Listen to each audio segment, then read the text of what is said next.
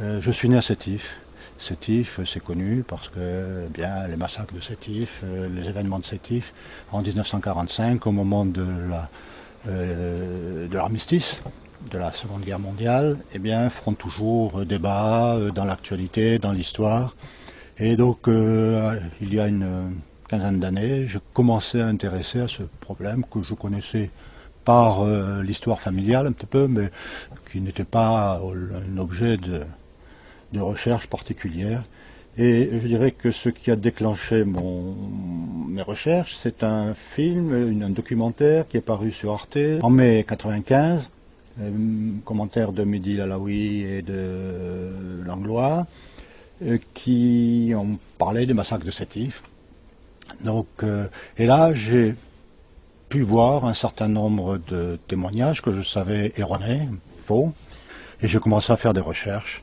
Bon, des recherches d'abord très simples, et puis petit à petit, on va de plus en plus loin, et puis c'est devenu un gros document qu'il a fallu élaguer. Donc de 900 pages, je suis passé à 600 pages, et bon, j'ai fini par publier donc ce livre. On parle, Sétif, mai 1945, massacre en Algérie. Le 8 mai 1945, ce sont aussi les premières émeutes en Algérie qui réclament l'indépendance. Et le massacre de plusieurs milliers d'Algériens commença dans le Constantinois, à Sétif. 15 000 personnes s'étaient rassemblées pour célébrer la victoire avec, aux côtés du drapeau français, le drapeau algérien et des banderoles. Les autorités françaises demandèrent de retirer ces signes d'indépendance. C'est le début d'une bousculade qui vira à l'émeute. Au total, 20 000 morts algériens. Sétif, c'est sans doute le massacre qui débouchera 10 ans plus tard sur la guerre d'Algérie. Ce sont les massacres des Européens qui ont généré la répression. Hein. Ça n'a pas été gratuit. Enfin, je crois que c'est un des éléments les plus importants. Il y a eu donc des Européens qui ont été massacrés. Et dans les communes et dans les lieux où il y a eu des massacres d'Européens, il y a eu également des répressions. Mais là où aucun Européen n'a été touché, il n'y a rien eu. Hein, il faut bien le dire. Ça s'est limité aux zones de conflit. Donc c'est pas, on ne peut pas parler, par exemple, comme on l'entend, parler de génocide, c'est un non-sens. Il y a une manifestation des musulmans pour aller faire une prière à la mosquée d'abord, et ensuite aller au monument aux morts, qui est au milieu de la ville, déposer une gerbe à la mémoire de tous les musulmans qui sont morts pendant la Seconde Guerre mondiale. Cette manifestation est autorisée la veille, dans l'après-midi, par le sous-préfet Buterlin, à condition qu'il n'y ait pas de revendication politique, qu'il n'y ait pas, qu'on ne brandisse pas le drapeau indépendantiste, comme ça a pu être fait lors des manifestations qui sont survenues une semaine avant, le 1er mai. Cela est accepté. Or, et là je vais vous faire un scoop, parce que vous êtes le premier à le savoir. Depuis la sortie de mon livre, j'ai appris un certain nombre de choses, j'ai eu des témoignages. À 7 h du matin, à Porte de Biskra, au marché, ce qu'on appelait là-bas à ce moment-là le marché arabe, en fait c'était le marché où les gens venaient vendre leur bétail, etc. Le régisseur européen de ce marché a été tué vers 7 h du matin. L'armée a été prévenue, ce qui explique ce que je ne savais pas pourquoi l'armée a été prévenue. L'armée a été prévenue à 7 h, elle a été mise en alerte, et le préfet n'a pas voulu qu'elle intervienne, le sous-préfet. Hein, donc, et ça, si vous voulez, je le répète, hein, c'est pas quelque chose que je lance à la légère. Hein, c'est donc il y avait déjà, hein, donc on ne peut pas dire que c'était une journée pacifique. Et ensuite, la manifestation part à 9 h du matin de la mosquée après la prière et passe, et là aussi c'est important, mais ça je le dis, devant le collège, ce qu'on appelait le collège colonial à ce moment-là, qui est devenu ensuite un lycée.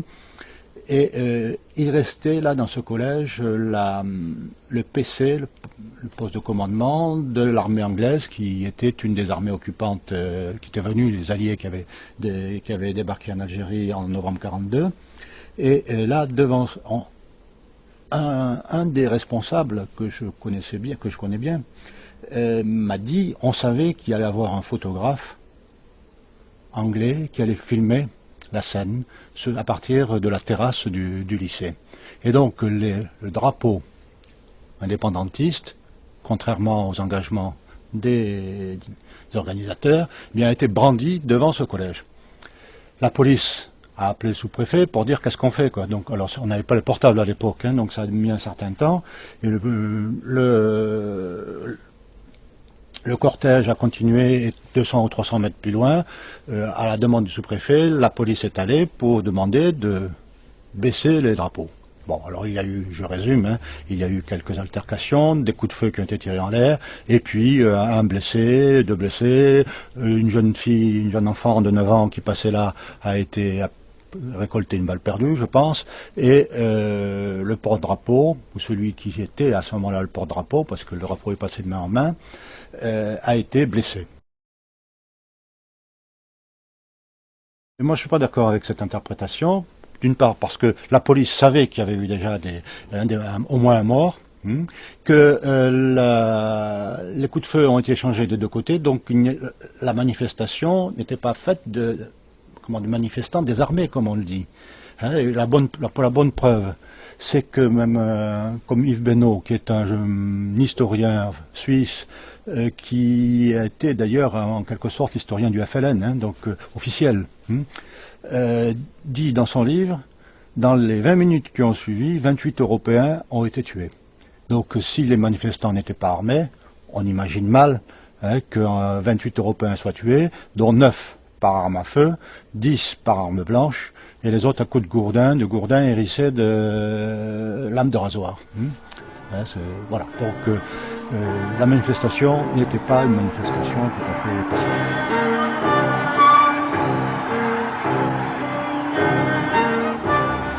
C'est une manifestation pacifique.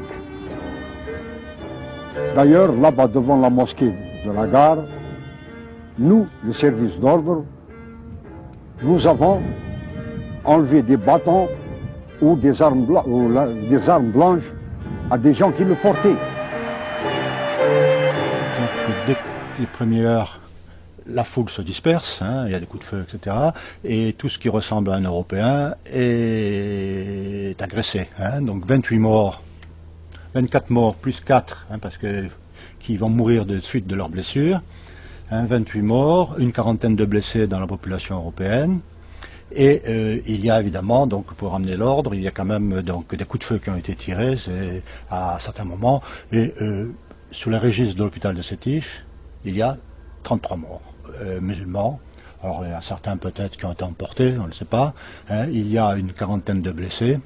Hein, donc voilà, hein, en l'espace d'une heure, hein, il va y avoir 80 morts à peu près, 70 à 80 morts, et il y a du côté des Européens, il y a quand même aussi 80 blessés, hein, donc dont certains assez graves. Hein, donc dans ma famille, il y a eu à Sétif deux blessés graves, hein, qui ont gardé les séquelles toute leur vie. Bon, mais à partir de là, or l'histoire dit, je ne sais pas si elle est vraie, parce que je n'ai pas pu la vérifier, de toute façon ça n'a pas trop d'importance, qu'un taxi qui dit Fari el-Mabrouk s'en va vers le nord de Sétif, vers Maouane, vers Chevreuil, etc., vers Périgoville, et a annoncé que le djihad est déclaré et qu'il faut se révolter. Alors, il est évident que les gens s'y attendaient, puisque ça éclate très rapidement, et j'en veux pour preuve qu'un des témoins rencontrés, qui était de Kerata, me dit, mais quand on a vu arriver le bus de Sétif, qui arrivait de Sétif avec des traces d'impact de balles, on a compris que c'était le moment de se révolter, on attendait le signal, on a cru que c'était le signal, et on a attaqué Kerata à ce moment-là. Hein. Donc, ce qui prouve qu'il y avait quand même, on attendait, voilà. Donc, ça part dans surtout vers le nord, hein, surtout vers le nord de Sétif, mais c'est toute une région qui est très importante. On imagine mal quand on dit Sétif, c'est, je crois, un abus de langage, parce que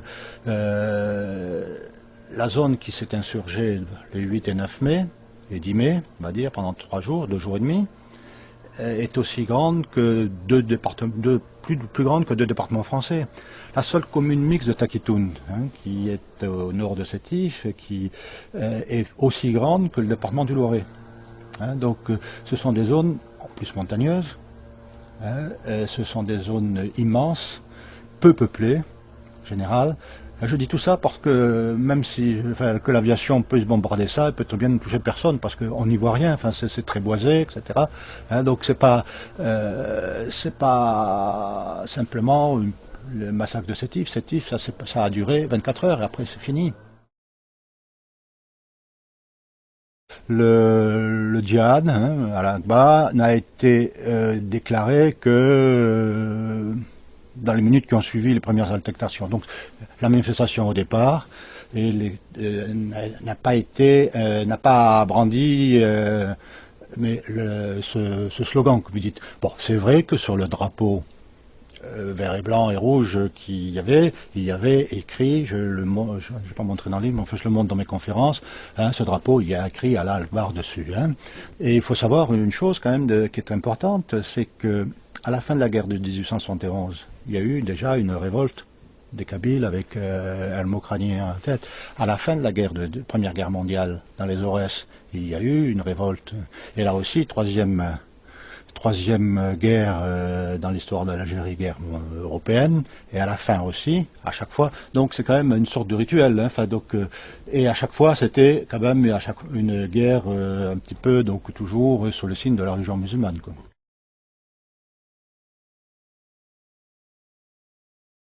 Donc la manifestation officielle avec les officiels a lieu à 3 heures, comme partout, sous la protection quand même de la gendarmerie, avec des automitrailleuses qui étaient... l'atmosphère était un peu tendue parce que le sous-préfet avait été prévenu vers 1 heure, je le sais parce que aussi, bon, enfin, on va pas prendre les détails, mais un des employés de la sous-préfecture me dit qu'il est allé chercher le sous-préfet parce que le préfet l'avait appelé pour lui dire qu'il y avait des choses qui s'est passées à Sétif. Un télégramme arrive à 14h, 14h30 pour confirmer cela. Donc le sous-préfet maintient la manifestation. On rentre tous très rapidement et à 5h de l'après-midi, la manifestation indépendantiste démarre depuis le quartier arabe qui est situé donc à l'est de Guelma. Elle descend et là c'est le sous-préfet qui va être bousculé parce qu'il va intervenir. Le sous-préfet est un ancien policier, ça explique aussi un certain nombre de choses. Il s'appelle Andrea Chiari. Le sous-préfet est un ancien policier, il agit plus, c'est ce que je dis, en policier qu'en sous-préfet. Il est sous-préfet depuis 1 mois à peu près. Il n'avait aucune notion de la préfectorale. Donc il va avec son pistolet, c'est vrai, on dit qu'il tire en l'air. En tout cas, il y a eu le porte-drapeau, qui est un commerçant riche, bien connu, de Guelma, est tué par un policier musulman, Saïd Kefti. Donc ça, c'est connu. Enfin, quand on dit autre chose, c'est pas vrai, parce que Saïd Kefti, moi je l'ai rencontré, il est mort maintenant. Mais il a été obligé de quitter l'Algérie dès 1946 parce qu'il était menacé, donc par tout le monde lui en voulait. Et vous allez maintenant à Guelma, vous demandez, tout le monde sait qui a tué le porte-drapeau. Ce n'est pas le sous-préfet comme on a pu le dire, ce n'est pas un gendarme, etc. Et là, il n'y a pas, je tiens à le dire quand même à Guelma, d'Européens agressés, pas d'Européens blessés. Et là, on m'a dit, et je crois qu'on peut le croire, qu'il y a eu quand même au moins 2 Européens qui auraient tiré des balcons, d'où la légende des balcons, etc. à Sétif, il n'y a pas eu de ce genre de choses. On me donne même les noms, mais j'ai pas voulu, comme ils vivent toujours, je ne le donne pas, d'un coiffeur israélite et d'un cafetier corse, qui ont tiré sur les manifestants. Donc là, même chose qu'à Sétif. L'information va dans le bled, et là, ce sont les Européens qui vont être agressés, mais dans un périmètre beaucoup plus petit. C'est pas comme à Sétif, on n'est pas parti à des kilomètres carrés, c'est 10 à 15 kilomètres, une dizaine de villages autour de Guelma qui sont agressés. Et là, ensuite, chose importante, je crois, le sous-préfet essaie de mettre en place une milice pour défendre, parce que l'armée est un petit peu réticente à en faire un petit peu trop. J'explique pourquoi. C'est un régiment de tirailleurs, mais ce sont d'une part donc des musulmans, on ne veut pas trop les mettre en face à des gens qui connaissent peut-être. Le commandant Frossard, qui est commandant par intérim parce que le lieutenant-colonel était parti aux manifestations du 8 mai à Constantine, donc il n'était pas là. Donc il hésite à prendre des responsabilités aussi importantes. L'armée se met un petit peu en retrait. Il n'y a plus que la gendarmerie, 12 gendarmes, et donc le sous-préfet mobilise la force vive de Guelma. C'est prévu en Algérie depuis, comme on est en période d'état de guerre encore, hein, donc on peut le faire. Il faut savoir que tous les jeunes, les classes sont de 20 à 40 ans, sont mobilisés, ils ne sont pas là, hein, ils sont encore sur le front. Donc ce sont soit les très jeunes, soit les plus âgés, quand on va prendre des gens qui ont des armes, les sociétés de chasse. Hein, donc ce sont ces gens-là qui vont faire la milice.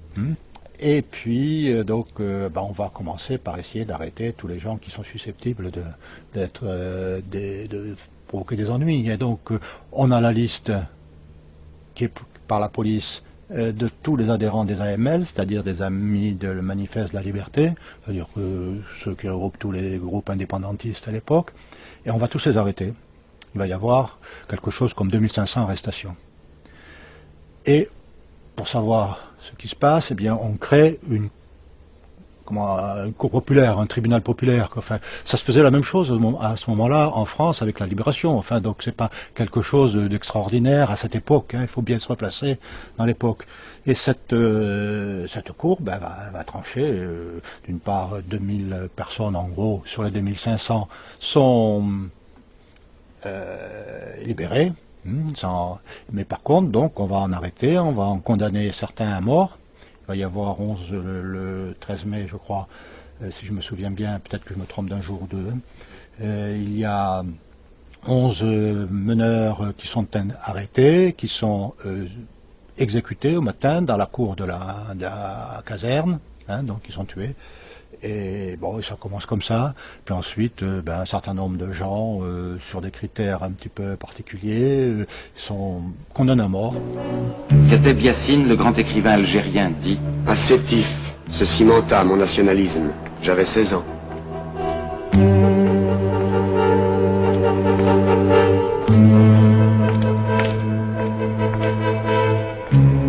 Je dirais que ce qui s'est passé à Guelma, c'est un petit peu l'image qu'on veut donner de tout ce qui s'est passé le 8 mai en Algérie en 1945.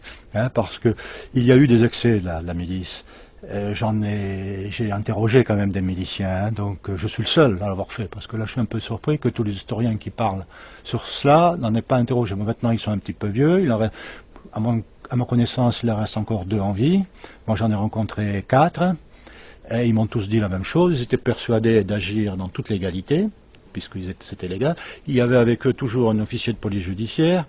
Ceci dit, donc effectivement, je pense que il y a eu une certaine panique qui s'est emparée un peu des responsables. Un policier qui est quand même un peu particulier, Andrea Chiari, il faisait partie des services secrets. C'est lui qui a participé qui a organisé le débarquement des forces américaines à Alger en novembre 1942.